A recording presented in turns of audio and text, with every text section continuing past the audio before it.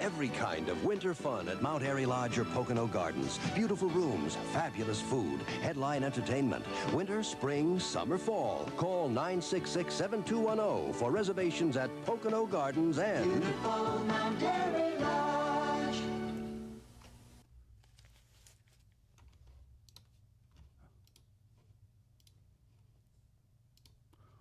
Hello and welcome everyone to the Adorable Boy Podcast. Thank you for joining us. I am your fearless leader, Spud, and we're here. We are here, and we're ready. We're ready to dominate the podcasting industry. Frank and Beans, is my mic okay? What do you think? Hey, there's a picture. Frank and Beans. We finally got a camera in the studio. We still can't work the mic, but that's okay. All right, Frank and Beans, I'll get you later. Welcome, everyone. This is the Adorable Boy Podcast. We have so much to talk about. It's good to be back. We're doing a free show on YouTube right now for all our fans. We feel like we owe it to you. We've been doing... I want to address some crazy rumor that's been out there recently that we've stopped doing shows or we've disappeared or any other such nonsense. It's completely unfounded. We've been doing shows at the clip of 3 a week for quite a while. But of course, you know, all of the cow towers try to take us down and they can't, so they got to make up lies. But we have been doing, I will admit, we have been doing them on our paid service, the Smorgasbord. If you want to join that, you get all our free content, all our content. It's not free because you pay for it, but it's worth it. It's worth it for the genius that the Adorable Boys put out there every day. So yeah, join the Smorgasbord if you want. You'll know how to do it. We don't give out links. We don't need to. That's not something we need to do anymore. We're not at that point in our career. Let's see. We have so much to talk about today. What we haven't talked about on a free show is the whole Charlie Kirk thing happened a few weeks ago. As we all know, let me get my show prep here. Charlie Kirk, a leading conservative personality, was shot and killed in Utah by someone. You know, it doesn't. We'll talk more about that later. It's a sad thing. because all he was doing was putting out his opinion, and he believed in God, and he believed in a lot of the ideals that this country was founded on. Do I agree with him lockstep on everything? Of course not. But it is sad when someone gets shot just because they're saying things other people don't like. And of course, we went through the same rigmarole. That's the word I'm using. Rigmarole. As we always do, where at first they said it was a Trump supporter who shot him, just like they did when someone shot at Trump. I don't know. Obviously any of these could be conspiracies. Now we live in a time where conspiracies run rampant. But the first thing that every person who opposes Trump and every, radical person who opposes Trump says is that it's a Trump supporter shooting at people that are also Trump supporters or Trump himself. It's insane. It's ridiculous. It's irresponsible. I get you don't like Trump. I get you don't like his ideas or whatever. It's irresponsible. It's not true. And they still try and put it out there. And it's sick and annoying. It was obviously a very sick individual that would assassinate a man like Charlie Kirk in front of a crowd in broad daylight. And apparently he got caught and whatever. It has, however, I think, and one thing I saw, it's given us a preview because, people talk about the Adorable Boys and, in the media and all that. And a lot of them are radical lefties because they hate what the Adorable Boys bring. They hate us because they ain't us in a lot of ways. So people associate us with the right. And sure, right now, I guess, we are more right-leaning, I guess, if whatever. But this whole thing gave us a glimpse into how the far right will be, when they go crazy, which they will. Right now, I would agree that the more sensible people are on the right. Just like, maybe 15, 20 years ago, there were probably at least as many sensible people on the left. But it was getting still kind of crazy back then. Everyone kind of forgets how much they hated George Bush, compared him to Hitler, wanted him to die, burned him in effigy and all that. But this Charlie Kirk thing, you get to see these right wingers who will be the fringes, who will give birth to the fringe of the right wing, calling for revenge and war and all that. No one who is sensible wants war. You can't just use an assassination to start getting out your aggression that you want to get out. You can't do it.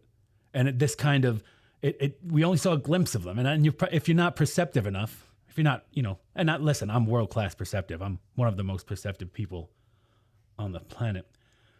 But if you can perceive it, you see, this like war, they woke us up and blah, blah, blah. And we do need to be woken up as a civilization. But going towards war isn't waking up. And I saw a lot of these things from the right, and it goes down, pretty quick. And I don't know that it'll be as virulent as the left has become, because the lunatic fringe of the left has taken over. They were celebrating, some were celebrating, and not a lot, but there were some, obviously. More people were saying, well, I don't think he should be shot, but I don't like him. And when you're saying that, what you're really saying is, don't say what you think, don't speak unless you are ready to get shot. If you get to a certain level of notoriety. So I think in that way, I hope we learn from it. I think we probably are. I have a positive outlook. I was once voted the what was it? How did they word it? It was the Sheboygan Daily Register. That's probably not a real paper. But they voted me the most optimistic shock jock on the planet. And I think that still holds true. I think I'm even more optimistic now, if I want to be completely honest with you. So anyway, the Charlie Kirk thing, I don't, it kills me. The guy had a family, and really, if you watch his stuff, he never said anything that was, I never saw anything that he said that was racist, though in the days after they tried to paint him as racist, take words out of context, say he was anti-people, anti-trans, anti-whatever. I've seen video clips of him mostly being kind, and other times, saying what needs to be said and giving his opinion. But that's where we are. It's sad, and may he rest in peace. Also, while we're talking about this, I was going to do this later in the show, But let me get this up here. There was his widow. She gave a speech at a memorial, and I think there are some good messages in there. I think we should watch it, and that's what we're going to do. There we go. All right. Let me take My husband, Charlie, he wanted to save young men, just like the one who took his life.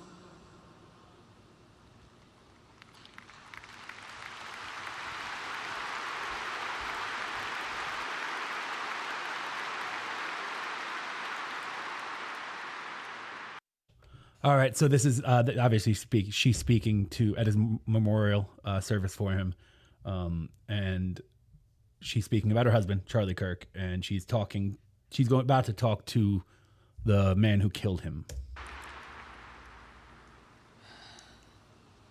That young man. On the cross, our Savior said,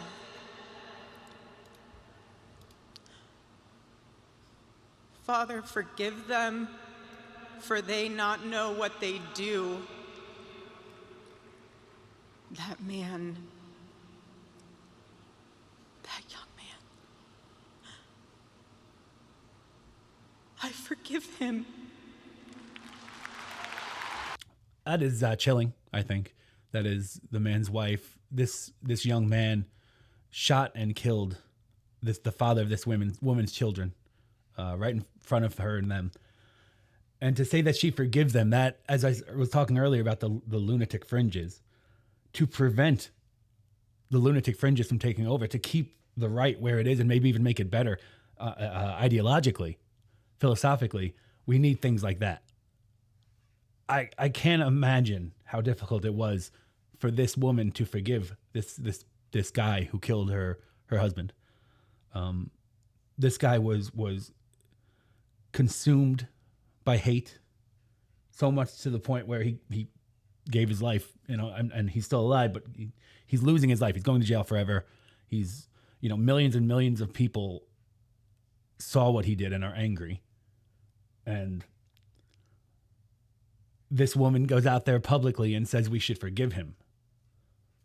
There's nothing more healing. There's nothing braver. There's nothing she could do better as a human being than that in this time. Maybe I don't know her personally. Maybe she understands how this can go. Maybe she understands how violence begets violence and makes it worse and worse and worse. And that we can't be as bad as them. We can't deny reality, because to deny reality would be to say we need to kill them to make this better. And that's denying reality. It won't make anything better. It'll make it worse. Reality is that the only way to move on for her personally and for the country is forgiveness. And that's what she did. And, I can't help but feel sorry for this kid that did this. He was 22. You can call him a kid, an adult, whatever. I can't help but feel sorry for him, because he let himself, and yeah, it's his fault to a large extent, but what role does society play in doing this? That this kid went through his whole life and there was no one that could convince him that life isn't trivial enough to allow it to be consumed with hate. Life is beautiful. To consume yourself with hate for someone who says things you don't like, so much so that you go and kill them. No one taught him that in his life. He found communities online, probably communities in person, that told him, yeah, you should hate them. You should hate them. They're the worst. They're the worst. And, maybe he was weak-minded or something, but he said, well, okay, then I'll just kill the guy. That'd be great, right? And what Charlie Kirk's wife, Erica Kirk, is doing is the antidote to that. It really is. Who knows how many future tragedies this woman, and all of us, but especially her this time, this woman who forgave this guy, who took the road that's going to make things better. Who knows how many tragedies that avoided. And it's a weird way of thinking. Some people might call it stupid. I don't care. I'm a shock jock. I'm as adorable as I want to be. But I often think of that in schools or out in the public. How many times did someone go and talk to someone who felt shunned, someone who felt like an outcast, someone who could have wallowed in that until he did something violent, until he thought that life wasn't worth anything. And yeah, I'll take life, and whatever happens to mine, whatever. It doesn't matter. But how many of those were avoided by someone who just went over and talked to someone? You know, they intervened early. So I guess if we can learn anything is to do that more. Even the little things you do might save a person's life, might save a lot of people's lives. And I think Erica Kirk saved quite a few lives here by this courageous act of forgiveness. So thank you, Erica Kirk. Charlie Kirk, may you rest in peace. All right. So this is I don't think we've done a free show on YouTube yet with the new studio. So here's the studio, state of the art, obvi. I say obvi. Yeah, we love it. You know, I got my plaques up, got, again, state of the art equipment. And we got our producer, Frank and Beans. He's got his own booth there. Look at, there he is. Still not able to work a mic, but he's looking good. Hi, Frank. Yeah, don't bother talking. No one can hear you. All right. So much to do on this Adorable Boy podcast. Thank you for joining us. We love each and every one of you.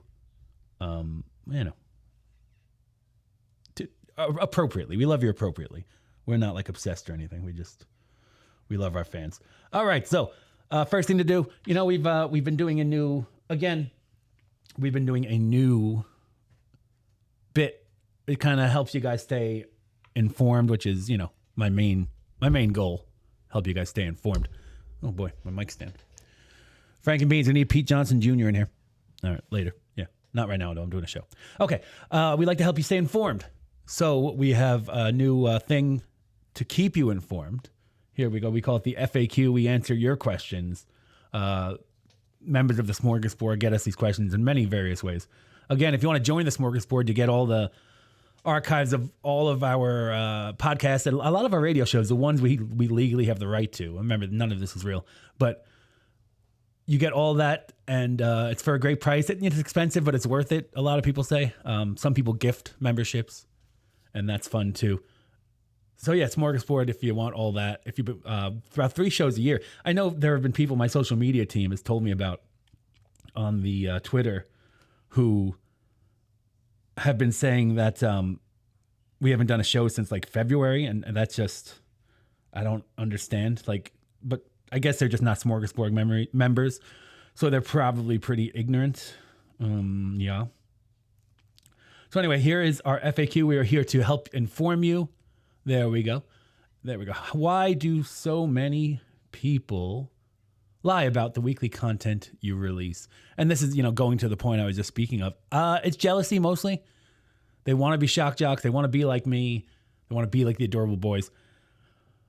But in the end, they can't. And so they will lie and they'll cheat and steal probably. You know, we've been doing great quality shows. Some of the best of my career, I think. And that's saying a lot. So yeah, that's why they lie. It's all about kowtowing, really. I mean, can we be honest about, you know, the deleterious effect, huh? Deleterious, great word, very educated. The deleterious effect that these liars are having on the world. I think that's evident. But we come out here, we do our show, we do a great show, no question about that. And they have to lie because they have to deny reality. They have to say that we aren't the best, that we're not the number one podcast. Go, go, go. But we are, you know. And they like to say I don't have the experience that I do have, and you know, whatever. It's fine. I don't care. And you shouldn't either. You should just be enjoying this quality content. All right, next one. Why do so many people hope you fail? Good question. They're unhappy and they're jealous. They want to do what I do, but they don't have the guts. They just don't. And there's nothing they like better than watching people with talent, people with something to say, fail. And that's, you know, that's the long and the short of it. That's the upside to the downside, as it were. They want to be me. They hate me because they ain't me. They hate the Adorable Boys because they ain't the Adorable Boys. That was a little awkward. But when you have such a great effect, when you're such a strong voice, you don't have the evil. It's like when you clean a couch or something or a carpet, you kind of stir up the dirt. When you clean the carpet of America's soul, of the zeitgeist, you're gonna stir up the dirt, the demons, the badness, and they're gonna attack you. And luckily they're very weak. It's like a spider in the toilet or something. I don't know. But that is why they hope we fail. But joke's on them. We ain't gonna fail because we don't fail. We're the adorable boys, and we don't pay bail because we never commit a crime. That would be against our principles. All right, what's the next one we got here? Last one for the FAQ. Is the fight against kowtowing winnable? All right, I need you to look in my face for this one. Make no mistake. We will win this war on kowtowing, this fight on kowtowing, this battle against kowtowing. We will. Why? Because kowtowing is attempting to tear down the fabric of our society. And we are the shining knight that stands in front of it, protecting lady podcasting. So yes, this war is winnable. And how do we do it? We do quality podcast content. That's how we do it. And and we know you appreciate it. We know that we're the only one standing in the way of kowtowing taking over the world like a black death. The Iron Curtain was the Soviet thing, but this is more like an iron. I don't know. It was iron something. You know what I mean? I'm a professional broadcaster, but we are all that stands in the way of the kowtowing and lady podcasting. So we do what we can. We are the best, and we're going to keep doing it. And we're going to win this war on kowtowing. Believe you me. Yes, I said it. Yes, I said it. All right. I think we got an adorable chat. Now, adorable chats are ways you can kind of communicate with the show. Just your way of speaking to us. Frank and Meeks, can we get that up there? Where is it? Is the adorable chat machine working? That's what I want to know. Frank and Beans, are you there? Oh boy. Let's see here. There it is. Okay, hold on. Let me get this up. Thank you, Frank and Beans. Let me get this up for you. Was that a good whisper? I liked it. So again, adorable chats are the way you can support this show that you love so much. Yeah, there we go. All right. So this is from Mad Simp Guy, and he gives us, let's see, what is that? $2,456. Thank you very much. We appreciate that support. I'm very jealous of your fame and notoriety. I just want you to know also, OK Boomer is great. OK Boomer is great. We got an OK Boomer planned for you. Thank you for the super chat, Mad Simp Guy. Don't be mad. Don't be jealous. Go out and do something, go out and make your mark on the world. That's what I think you should do. $2,456. It's a great thank you. I hope that's not all you have. If you need a refund, let me know. I'll do it quietly. But don't be jealous. Don't be, you can learn. You can learn things. I studied science. I've studied art. I've studied philosophy, English, math, all of these things. That's how I'm the man you see here before you. That's how I've become such a force to be reckoned with and built such a great career. So do that and educate yourself, You don't have to settle for mediocrity. You don't have to settle for ignorance. You can be someone good. Someone that makes a good influence, makes a good mark on this life. I believe you can, but you got to educate yourself. You can't toil in ignorance and anonymity. It's just no good. It's no good for your soul. And it's all about the soul, really. Let's be honest. But thank you for that super chat. OK Boomer is great. Do we want to do OK? Not yet. Okay. Did you prepare OK Boomer, Frank and Means? I can't. You're not even moving your lips. Are you? Did you prepare? Oh, okay. No. Oh, Frank and Beans, radio producers. Am I right, guys? I mean, all right. Let's see. Speaking of kowtowing, Jim Cornette's been up to some kowtowiness. We don't have a traditional Cornette Vember. set up for today, but I thought, on this first trip back to YouTube, we could maybe just watch one of his videos and talk about it and whatever, nothing prepared. Just, just us watching the old boy and seeing, what he has to say. And there we go. All right. Let's see. Jimmy Cornette. Jimmy Crack Corn. Jimmy did a podcast and I don't care. Am I right, guys? There we go. I got it up on the screen there. Thank you. Frank and Meads did that one right. All right. So we're just going to listen to some Jim Cornette and we'll comment. We'll stop it when it is appropriate. Here we go. Cornette Vember. Do we have the Cornette Vember song in the studio? Frank and Beans? We really, really need that. We do. Yeah, we do. Okay. It's no big deal. But, okay, here's Cornette Vember. We'll talk about him. Frank and Beans, we're going to have a talk because you're messing up a lot here. But here we go. How do you say that? It's on the screen right above in the studio, right up there. See, Whoa. right here at the top of the program. You're supposed Let me start this over. It's about Cornette's birthday. I think he turned 60. Happy birthday to him. I'd like him to stop kowtowing. Yes, you do sound older. Yeah. What's that? See right there. This is a video that his show puts out about his birthday. It should be a happy thing. And he starts off with profanity. I mean, golly gee, what is going on? And I know, I'm sorry for using a little bit of profanity myself there. But gee, it's your birthday. Maybe you could be happy for a little bit, but he can't be happy. You know why? Because kowtowing embiggens him. Kowtowing is the cromulence of his life. And that's why he's not happy. And that's what's waiting for you if you kowtow or support people who do kowtow. So there. Here at the top of the program, you're supposed to, even if you're not a friend of mine, as a good podcast co-host, the Ed McMahon to the... What would you know about a good podcast anything, Jim? Huh? How dare you lecture your, I don't know if he just hates himself or hates life, co-host. How dare you? You're not a good podcast host. So how could you have a good podcast co-host? You kowtow. So you're going to get a kowtowing co-host. Johnny Carson, you're at least supposed to lie and say, no, Jim, you sound like a young Pip. You sound young, Pip. Mickey. A Pip?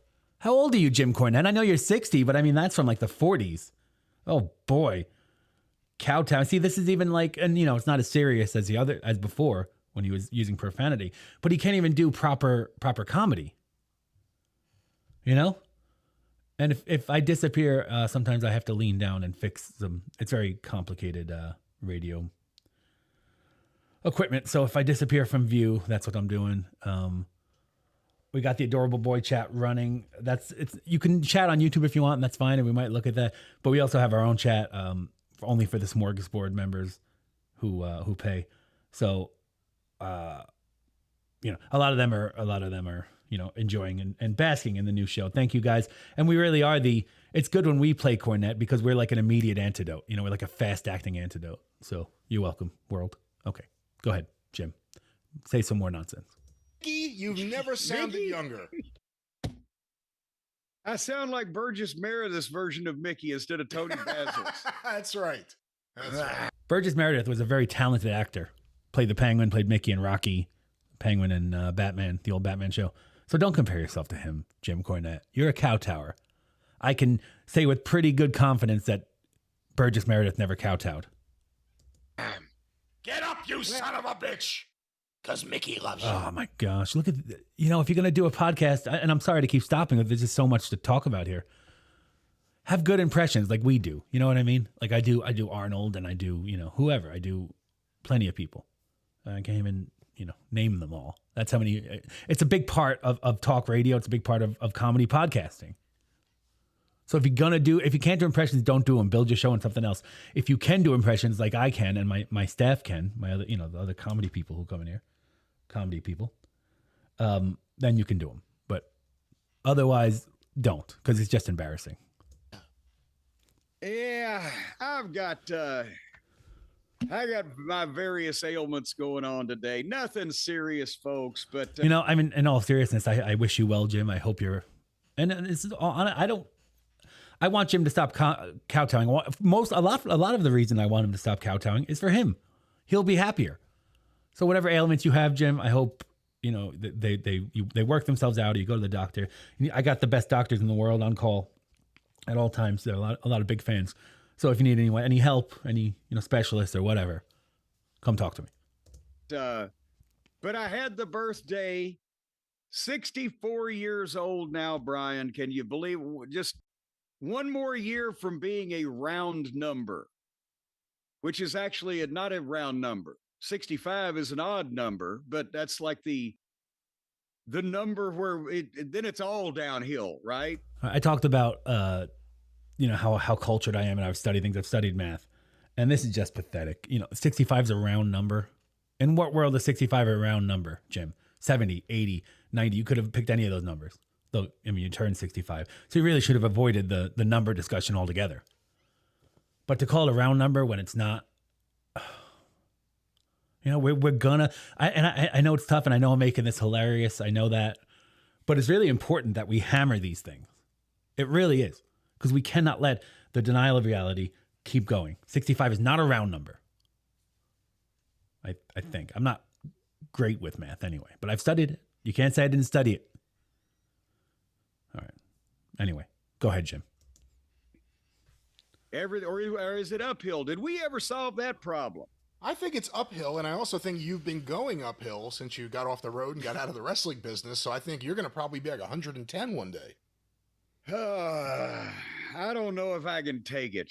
We were going to have a dinner here at home, but since Stacy's mom she had another procedure on Sunday, and she's going to be in the hospital a little while longer. So Stacy's sister Brenda came out from California to visit her mother because she hadn't seen her since she moved. Once again, we wish. Oh, hold on, Tim. Calm down.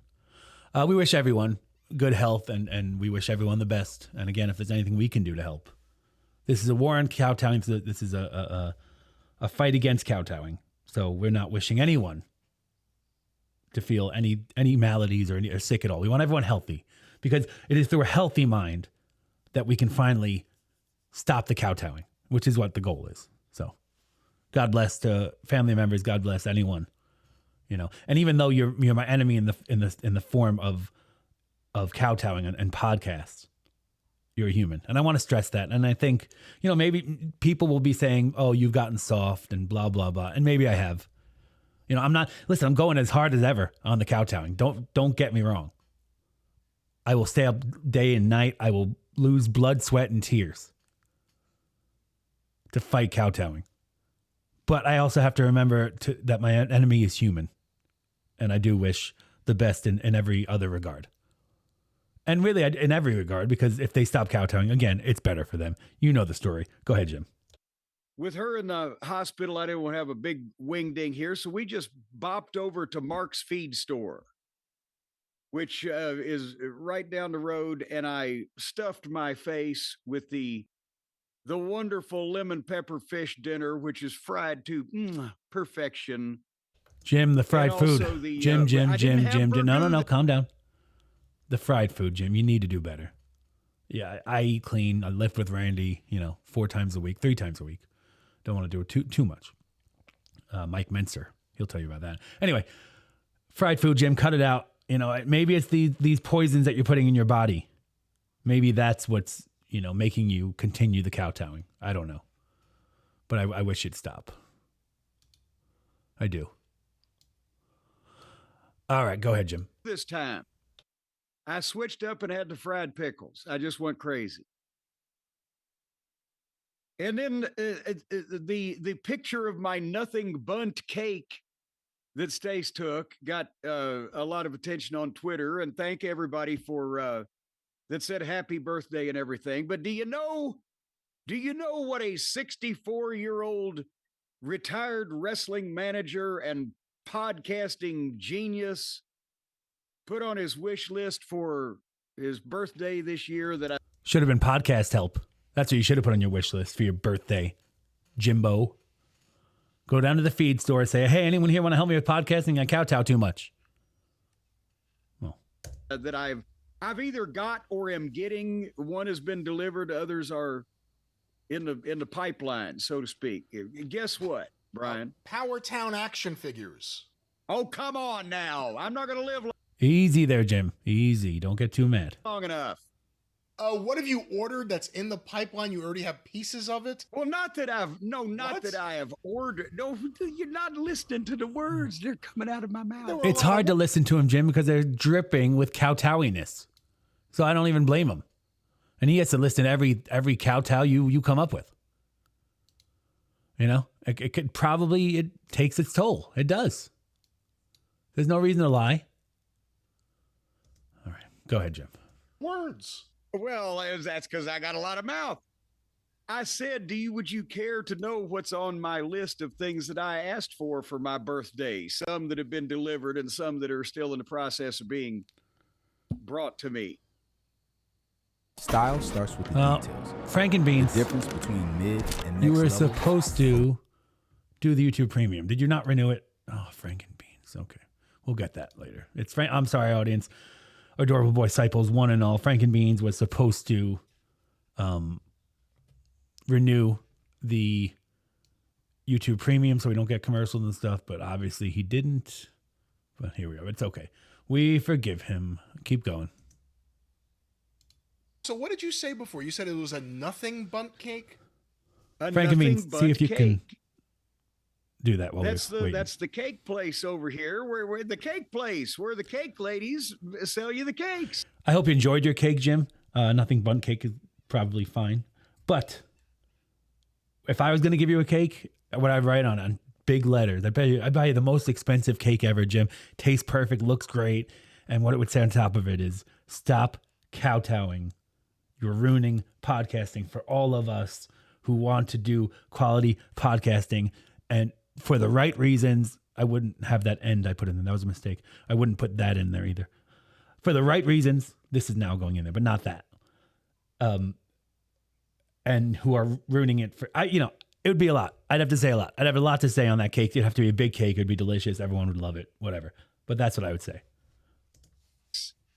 Nothing bunt cake. They're all bunt cakes of various sizes. That's all they got. Hence, nothing bunt cakes.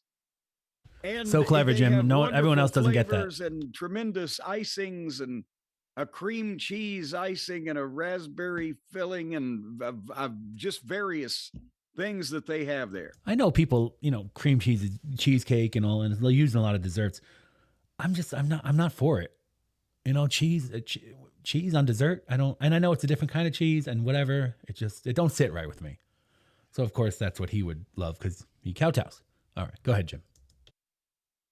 And the other good thing is what it rhymes with. So if they ever piss you off, you could say, "Hey, give me my cake, you bunt." Low-hanging fruit, Cornet podcast, Cowtower partner guy. Low-hanging fruit. Jim, what do you. And I don't even blame him, honestly, because he learned it from you. He did. Oh boy. Okay, keep going, Jim, I guess. Why don't you workshop that one a little while You longer? bunt. Do you have to I guess you have to kind of make a little bit of the sound for it to work, but You just work on that whole thing later on, off the air. I wouldn't yell at these ladies. They give me my nothing bunt cakes. But anyway, nevertheless, back to what were you saying? I had asked you something and you just completely changed the subject. I did. I'm really good at that. You had a wish list for your birthday, and we were supposed to I'm guess not wishing. what it was. The Sibian. No, for heaven's sake. Those things last forever. The one we got 20 years ago will be fine for. No, it's not a wish list. It's my birthday list. And these are the things that I wanted. And I got already my 5 pounds of Provel cheese from Emo's Jim. Pizza in St. Louis. All the That has cheese, already Jim. been delivered. Has All safely the been stored in a cheese. brand new freezer. Oh, Jim. And also, I'm getting a new George Foreman grill. That's all right. And a you can. new Shark vacuum healthy. cleaner. The That's top good. of the line model they got there that just sucks the daggum sand out of cement. All right, easy there, Jim. Easy there, Jim. That's what it's come to. Why would you want to and suck the when you're sand out of 64, cement? Brian, And these it's are the cement, things not that you cement. want for your birthday. Cake, You know what I mean? tools, and cheese. And Oh, sleep. Jim. You made a joke before about the lifespan of the Sibian. What's the lifespan of a George Foreman grill? Not too goddamn long the way I put pressure on it. No, here is the problem. Yeah, I agree, The Jim. problem becomes that the thing There's a will lot of work problems here. from now till the cows come home, but the non-stick coating Oh, Jim. starts with washing, starts coming off of the plates, and then it's just a We bigger don't care, pain in Jim. the ass to clean it than it is to buy a don't new care. one. We don't care. We don't It care. wouldn't that the non-stick coating is the key to the whole thing. Yeah, we get it. We understand how pots work. All right. So I Even- mean, Sounds like a great birthday. how long? His co-host didn't even know how to respond to that. He's rambling on about cheese and tools and pans and coatings. No one cares, Jim. What we want is quality podcast content. What we're not getting from you, guess what that is? Quality podcast content. All right. You can go, though. How Keep long have going. you had your Foreman grill? I don't have one. I've never had one. Oh, come on. That's why I don't now. know. That's why I have no idea. What in the world? You I had have a had grill. some type of. I didn't need a George Foreman grill. I had a grill. You need a food counselor. You need someone. I to agree. do He a does. And deep so do you, Jim. So do you. Psychological food examination of you, Oh. Who? and some food psychologist. You know, I mean, with the Maybe with that's all what the you big need, Jim. Food psychology firms. You ever think of And that? they need to do a study of you and find out how you develop these entirely warped Again, Johnny, outlooks and sorry, or Jimmy, methodologies toward all of your take eating some of habits all your, life. I think Your that own the advice. People who follow me are a bigger constituency than you recognize. I don't know One about day. that. Well, One day. Can you just One tell day how when all the boring sausage is gone from your pizza. this guy is? Remember, I mean, remember jeepers, this day, my creepers. friend. 'Cause I don't this even wanna is right stop now getting anyone. I put wanna in get my through head it. and I'll remember it.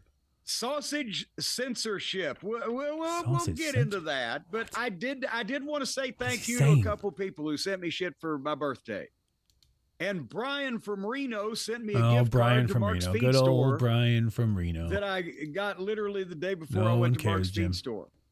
And a No roll one of cares. toilet paper with Kevin Dunn's face on each sheet. Where do you get that? What store What a sells low that? hang- what I think low-hanging he had fruit it he goes for. specially formulated over there at the fucking Charmin. Jim, the profanity. Honestly, it's really disgraceful. Honestly, it is. It's very disgraceful that you would use this language. There could be women and children listening to you. I don't know why there would be, but there could be. And you're going to use that kind of language. That's the epitome of kowtowiness.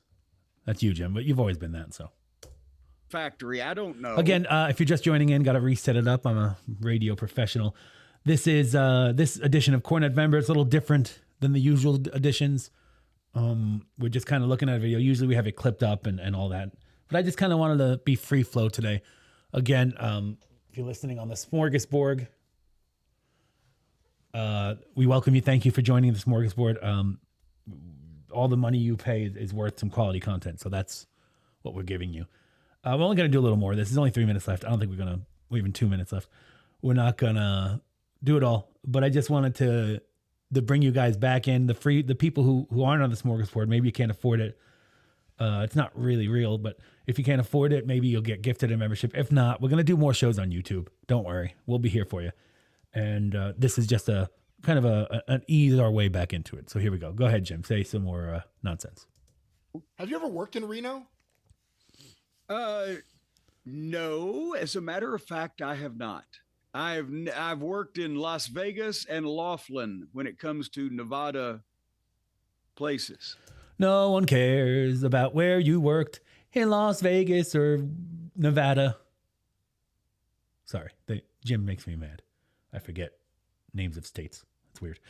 No one cares, Jim. Boring podcast. You're not podcasting to enrich the lives of your listeners. You're podcasting to bloviate, and above all,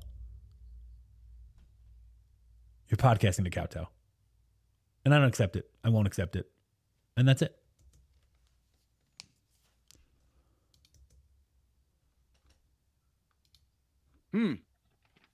Continuing, Mark Cole, thank you for sending the comic books for me and Stace. I can't imagine the mental state of someone who sends Jim Cornette comic books, but I wish you the best person who did that. Marvel horror comic for me and a Batman with a Harley Quinn story for oh boy, Stacy. No and one cares. This guy named Brian about what Last comic book someone gives you. Sent me. All right, that's enough of that for now. Jim Cornette has been kowtowing his whole life. Get that off my screen, Franklin Means. Thank you. Jim Cornette's been kowtowing his whole life, and there's really, not a lot. Well, there's a lot that I can do about it, and I'm doing it. So, here we are. All right. Again, as I said before, this is kind of a truncated show. We're not doing everything we usually do, but again, if you're on the smorgasbord, you've been hearing that forever. Hearing our stuff forever. So it's no surprise to you, that we're still doing it, that we're still doing great.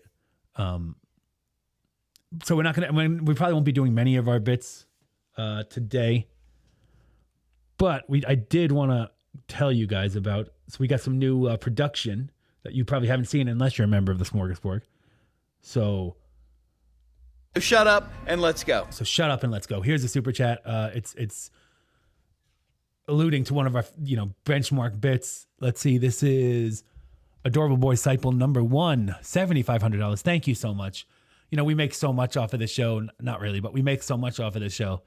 But we appreciate every donation, whether it's little, like $7,500, or, one of the bigger ones. Thank you so much.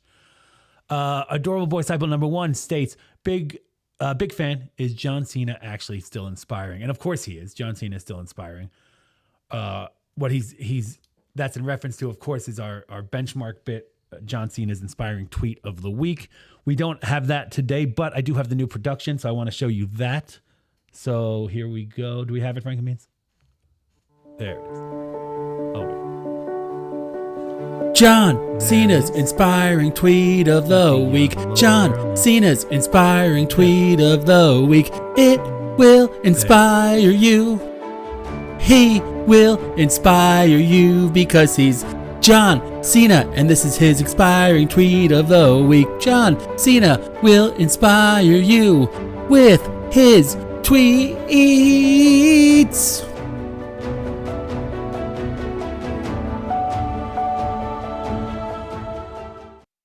That is just beautiful. Thank you, Frank and Means, for that. We love it.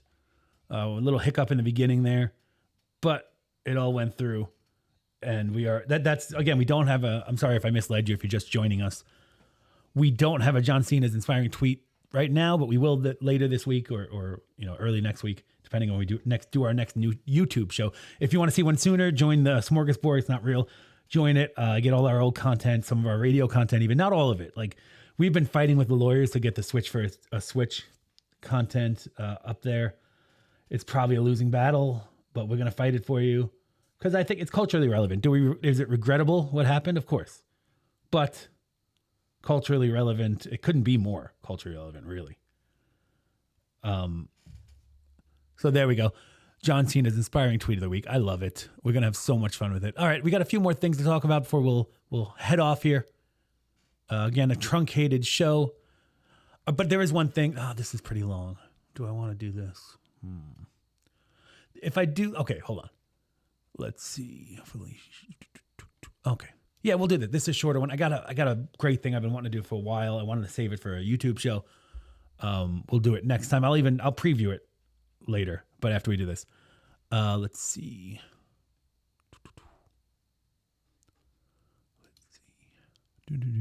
Just bear with us, friends. Bear with us. One and all. Let's see. Get rid of that. Okay, now it's black. Stand by. Where is he? Oh, boy. Oh, friends and neighbors. Friends and neighbors. Here I am. Let me work this out. Can we do this, Frank and Beans? Do we have the file? Let's see. No, we don't seem to have the file. Frank and Beans. Where's the Alan Moore stuff? Frankie Beans. All right, I see me, but I don't see Alan Moore. And that's who I want to see right now. Though I do love seeing me. I'm pretty awesome. Shock jock and everything. But I'm also humble. Don't forget that. Frank and Beans, can you get this up for me? All right, hold on. All right, ladies and gentlemen, it is not working. I'd love to show you. I have an interview with famed comic artist Alan Moore. He makes a great point. I wanted to point out, and he makes a point I want to point out and say something genius about it. But we'll do that next time. It's no big deal. Frank and Beans, I accept you how you are. Okay, let me accept you. There we go. Moving me around. Now it's all black. Take this off. Take the black background off. Put me in the studio. I paid a lot for the studio. I want people to see it. There we go. All right. So that didn't work. We'll get it next time. No big deal. That's what happens in live broadcasting. Let's see. Should I do the longer thing? Okay. Listen. I'll make you a deal. Might have to split this up, but we'll do this. This is okay. So it takes a little background. Luckily, I'm a radio professional, so I can set it up. So there's a guy he's on YouTube a lot. He's on a lot of social media. His name is Mike Israetel. He is a bodybuilder. He has degrees in like stuff that has to do with bodybuilding. I don't know. A very, very smart guy. Watch his videos for tips on working out and stuff like that. Nutrition. Very knowledgeable in everything. A very smart guy. He also does kind of videos just on things that he wants to talk about. He did one on communism. Yes, communism. Now, usually I like to preview this stuff before, but I kind of want to get my, get gut reactions here, So I just want to play it. I haven't watched this. I saw that he made it, and I've seen his other content. Very funny guy. I encourage you to check him out. Renaissance Periodization is his brand. I don't know. I think that's his YouTube. But search Mike Israetel, search Renaissance Periodization on anything, and you'll find him. And he talks about communism, and I wanna listen to him first of all, and then give my critique, or maybe I agree with him. I have a feeling I agree with him on a lot. He's a smart guy. So this is a long video. It's 1 hour and 7 minutes. I don't think we're not going to get to it all here. But I want to do a little bit of it. I think it's worth it. I think we'll learn something. We do have a super chat here first, though. Let me get that up there. An adorable chat. Sorry, not a super chat. We don't do super chats. Maybe in the future we might someday, but we don't do it now. Let's see. Where is it? Can we put that up? Okay, yeah, here we go. All right, this one is from Duty Languisher. Let's see. I languish in duty within the tool shed I call a vacation home. Any advice? Yes. Get rid of the duty, first of all. First and foremost, number one priority, duty gone. Identify the reasons why you might want to languish, and whatever language. Maybe you're talking figuratively. I don't know, but whether the duty is literal duty or duty is a metaphor for something else, get rid of it. Whatever it is. If it's a metaphor for something else, get rid of it.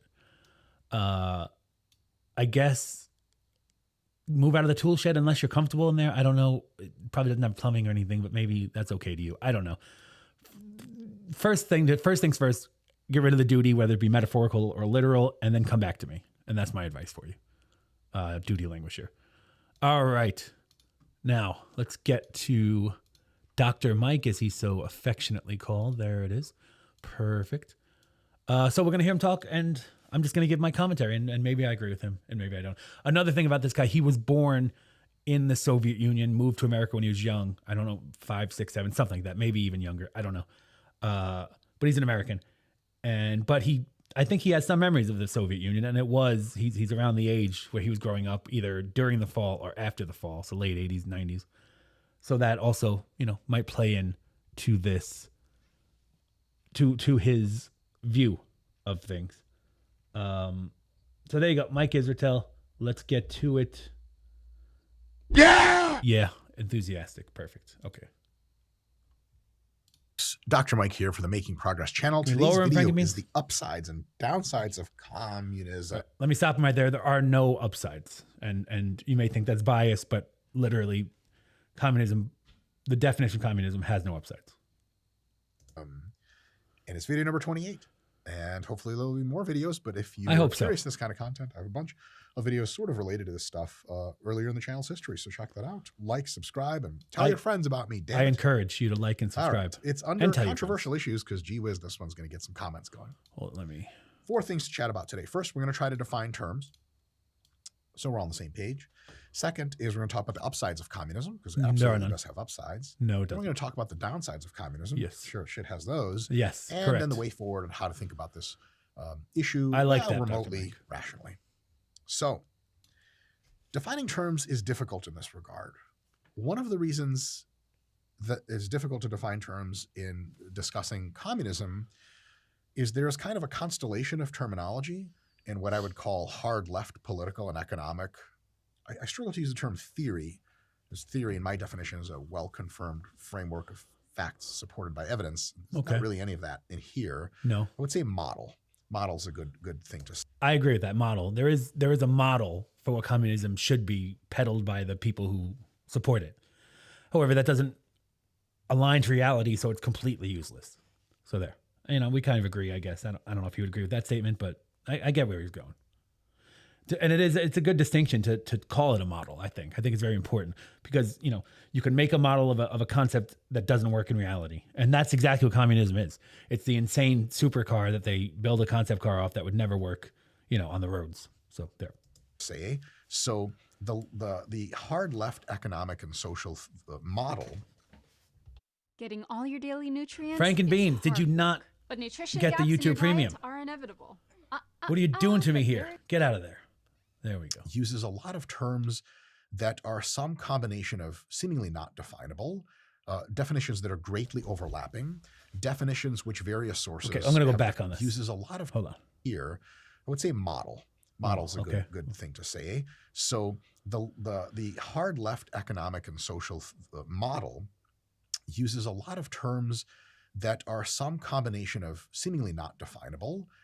Definition. So I think what he's saying here is the model of, and kind of what I just said, the model of communism uses terms that are not definable. That is a hallmark of something like communism. Communism is just evil, and evil takes different forms throughout history, but it's all evil, right? So they give you these undefinable words, these crazy concepts, these things that they make it, they word it. And Marx was good at this. Well, Marx wasn't really good at anything. But Marx did this. He would make it seem so complicated for something that was very simple. And if you called out the fact that it's simple and you're making it look complicated, he would call you stupid. They call you stupid. That's what communism is. That's what it thrives on. So if that is the basis of it, if the basis of this ideology is undefinable, just garbage, propaganda, words that don't mean anything is what I'm trying to say. If the basis of that is, then you can't build anything on that base. There is nothing to be built on it. Nothing good, anyway. And that is why there is no good side to communism. There isn't. But I understand why people say that, and I just don't think they're thinking about it completely. And we'll get to that probably. Hopefully, he brings something like that up. Definitions that are greatly overlapping, definitions which various sources have defined differently, and definitions for which it's really hard to pin down exactly what's being discussed, sort of a distinction without a difference kind of thing. Again, yes, that is exactly what it is based on. Don't give them anything. If they catch on to what you're doing, change everything up and say you didn't. Deny reality. The basis of all evil, denial of reality. There.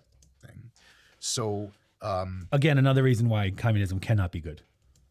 What I would call sort of leftist, hard left linguistics are sort of very unhelpful in this regard, because they're mostly, I think, at least in some sense, some of them are kind of architected purposefully to obviate receiving criticism. Absolutely, exactly what I just said. He said it well there. Very good. Very nice. He could be a good broadcaster if he ever wants to be. There we go. For example, if you criticize socialism, someone tells you you're criticizing communism. If you're criticizing communism, someone's like, well, actually, you're talking about socialism. Yeah! Absolutely. Cannot agree more. Hit my microphone. I was so enthusiastic. That is exactly what they do. He is calling that out perfectly. They will not completely define anything so that if you say, well, communism is bad. Well, no, that's really socialism. Socialism is bad. No, that's really communism. You're just uneducated. And you're not. Communism is a form of socialism, or socialism is a form of communism. I'm sure there's some way to determine which is which, but it doesn't matter. They're the same thing. They're built on lies, as he was saying. They're built on envy. They're built on greed, and they're built on evil at its heart. There. Different. And then there's also this difference in the terminology of communism and socialism as idealized future states versus imposed current policy. It's akin to being like, communism has to be idealized because you cannot reach it. What the goal they set that they say is reachable is unreachable. You know, like, hey, does this squat exercise look like it has good technique? They would say, well, if you were an Olympic gymnast, it would be good. And ideally, some point you can get to that technique. But right now, it actually is quite terrible. And then you're like, okay, so what exactly is the specific technique of the squat? And I said, well, actually, it depends. And then this huge conversation ends up kind of going nowhere in that regard. So very, very difficult to get very finite terms out of this conversation to kind of, I suppose, in some sense, hold people to account. Like when you say communism, what do you mean? This is what you mean, yes? They will never give that to you because they don't want you to destroy it ideologically, which it is pretty easy to do. Well, their defense against that is just denying reality. Here are the criticisms. There's a lot of times you get, like I said earlier, well, that's actually socialism, and then you don't even know what you're talking about. Sometimes they just don't accept your criticism whatsoever. They don't accept any definitions. You propose a definition on communism or socialism, you'll be in an infinite debate about what they mean, and you'll never get any traction. He's absolutely correct. This would be an interesting case if it was just that internally and externally there was a lot of consistency in the hard left nomenclature, but I was ignorant to this nomenclature and sort of like, right-wing troll, not so smart person just hand waving away like it's all the same to me, man. It's what my grandfather was doing with his gun back in Korea. God. In a way, it is the same. In a way, as I said, it's built on greed, envy. It's built on the same things. It's built on collectivism. It's built on the denial of the individual. It's built on the denial that life is precious. It's built on hating life. That's what it's built on. It's built on misery. God damn it, that's the people he was hurting. That's all I know. And again, you might say I'm biased, and I mean, I on this issue I am biased. It's terrible. It's like saying I'm biased against getting I'm biased against my house going on fire. Yeah, I am. I don't want that to happen. I'm firmly on one side of the my house being on fire issue. And I'm firmly on one side of the anti-life ideology that is communism. And if I'm wrong about anything, if any of this is wrong and you can prove it, I'd love you to. You can't. It isn't. But I'd love to see you try. There's just fucking everyone's a communist. Like, that's just not the case. I consider myself. I also know where he's coming from there, though, because there are people who hate communism and don't know about it. Which isn't a smart idea. You should understand why it's terrible. You shouldn't just blindly hate it. You should understand why it's terrible, at least at some level. Quite well educated, at least from a kind of a dilettante perspective on these matters. And I haven't really seen any internally or externally consistent use of language or much of it in the hard left circles. And a lot of this language is folks that on the hard left will use. You will see it in the comments, I almost guarantee. And it's actually not language that's very accepted or accepted at all or without a huge amount of controversy in mainstream economics. For example, a lot of what you'll hear is about late stage capitalism. Ooh, nacho cheese chips. Frankenbeans. Kale chips. Join YouTube Premium. I don't know how much more I can tell you. That's a common concept very hard left communist folks talk about, or the socialist folks. I never can tell. And yeah, good point. Late stage capitalism is one of those things that cannot possibly be well defined. I think it was variously defined by some older theoreticians, folks from 100 years ago. And all of their predictions just didn't come to pass. Now it's looking like capitalism just kind of spreading all over the world and socialism. I mean, it's absolutely true. Marx himself envisioned that capitalism would create the weapon that destroys itself because companies would get so rich and the proletariat, the workers would get so big that they would have, in his eyes, he could only see them overthrowing the system. The only thing is that he didn't, I don't know what was his problem. Karl Marx, that is, Marx boy. He didn't realize that creating value and people being compensated for the value they create, which is the heart of capitalism, it would leave happy people that don't want to overthrow things. Yeah, okay, there's a lot of workers who are making money and can afford things and can live their life, can work their day job, have their family, have their hobbies, have things they like to do, and retire at some point. He didn't understand that those people wouldn't want to destroy that system. That system is good for them. They're going to have a good life on that system.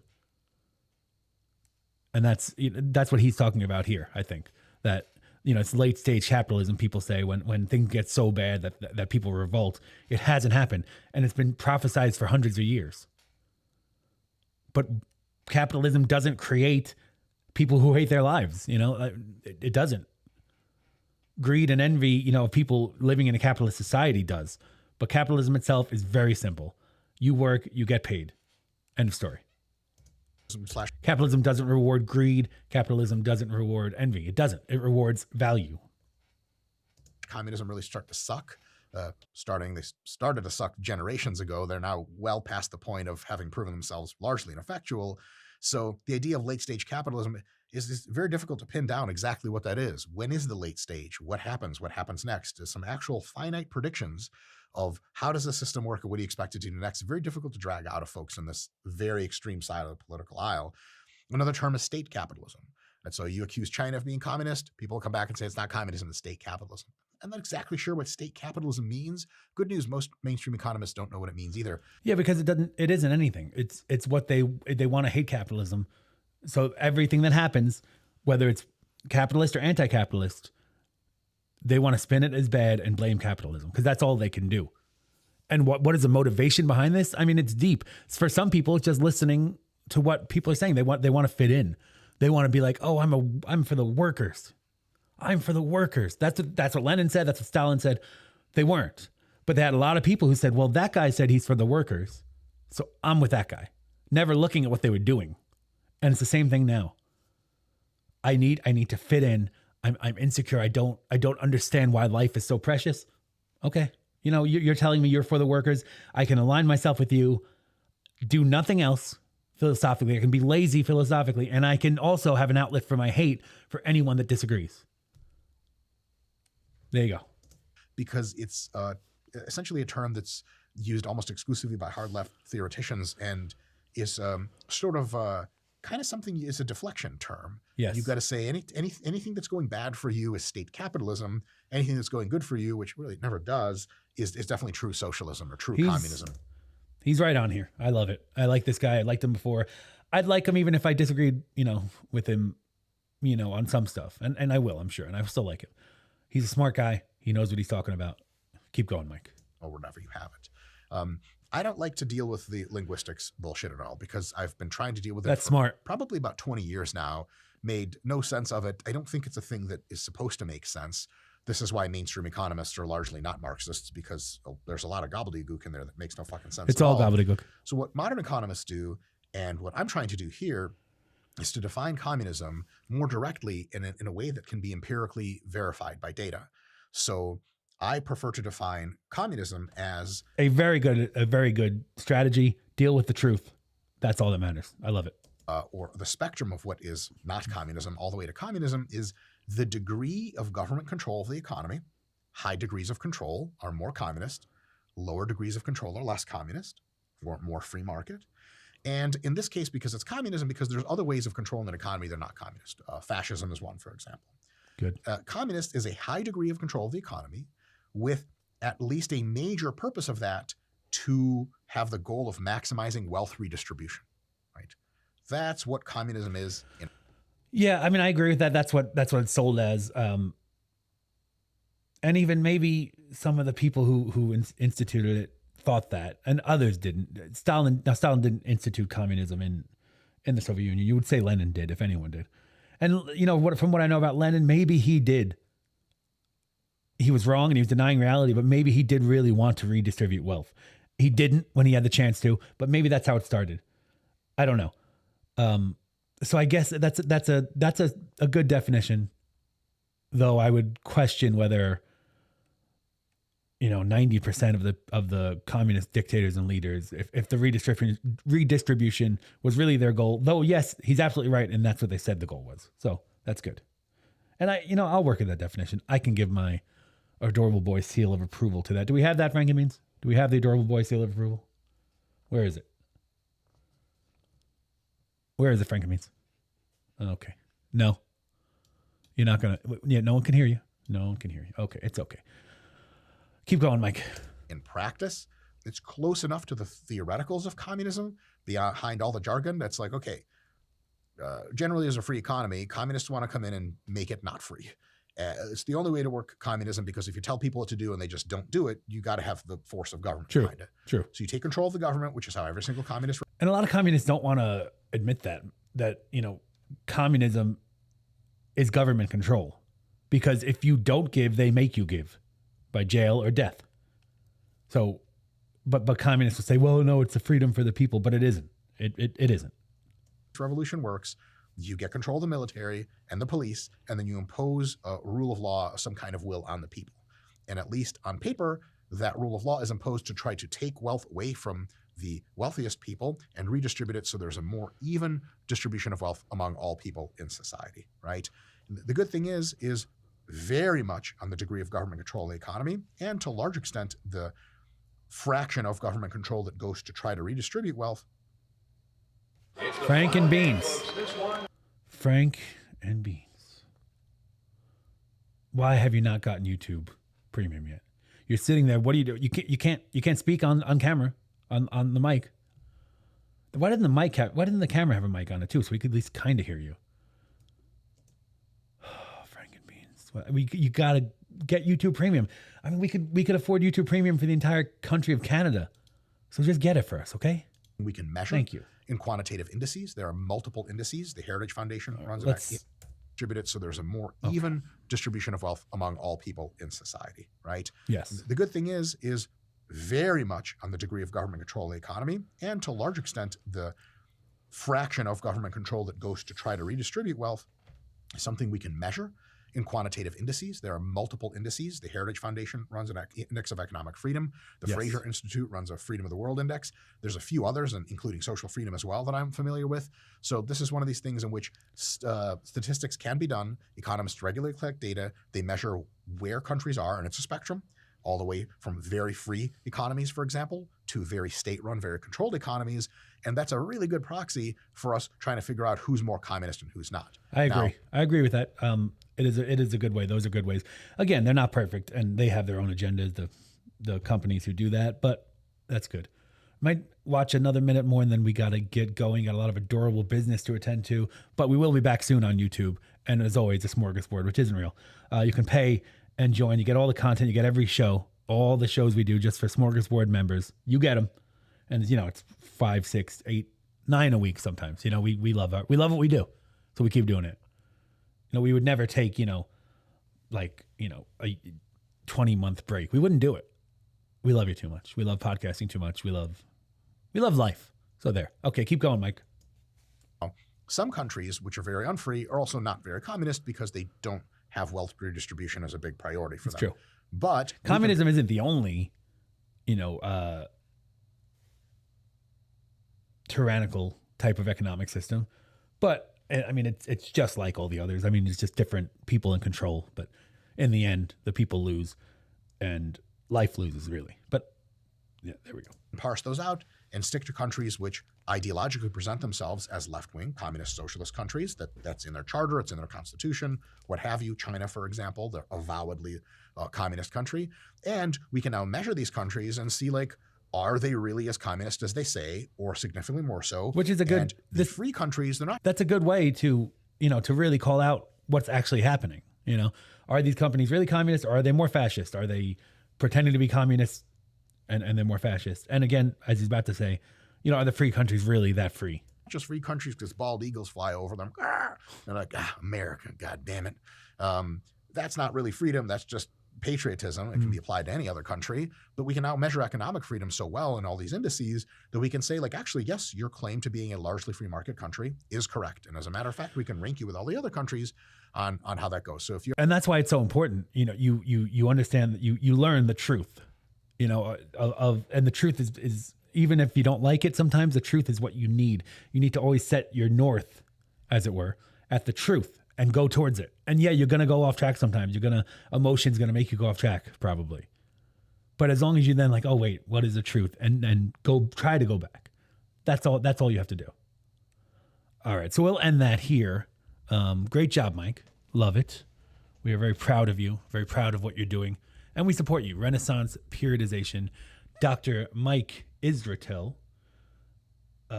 We appreciate you. Is there anything else I want to show before I left? Let's see. I like to talk like that sometimes. Yeah. Okay, I think that's it. We have a lot more coming for you in the future this week. We'll probably be here this time next week on YouTube, maybe even before that. We'll let you know. Keep an eye on the social medias and all that such stuff. We appreciate you joining us here on the Adorable Boy Podcast. Let's get you back in the studio here. There we go.